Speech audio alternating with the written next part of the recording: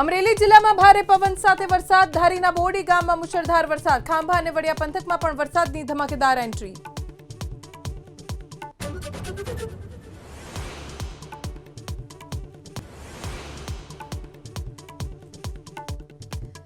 ગુજરાતમાં સૌથી મોટા સાયબર ફ્રોડમાં ચોંકાવનારો ઘટસ્ફોટ. માત્ર 6 મહિનામાં આરબીએલ બેંકમાં ખોલેલા 89 એકાઉન્ટ્સમાં 1445 કરોડની લેવડ દેવડ. દેશવ્યાપી કૌભાંડમાં 3 આરોપીઓની ધરપકડ.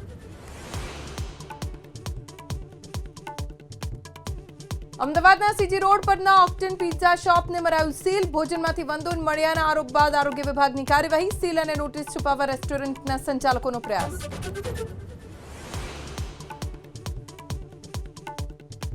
પ્રધાનમંત્રી મોદીએ જમ્મુ કાશ્મીરને આપી વિકાસ કાર્યોની ભેટ. ચિનાબ બ્રિજ અને એનજી બ્રિજનું કર્યું ઉદઘાટન. ચિનાબ બ્રિજ પર લહેરાવ્યો તિરંગો. કટરા શ્રીનગર વંદે ભારત ટ્રેનને દેખાડી લીલી ઝંડી. પાકિસ્તાનને આપી ચેતવણી.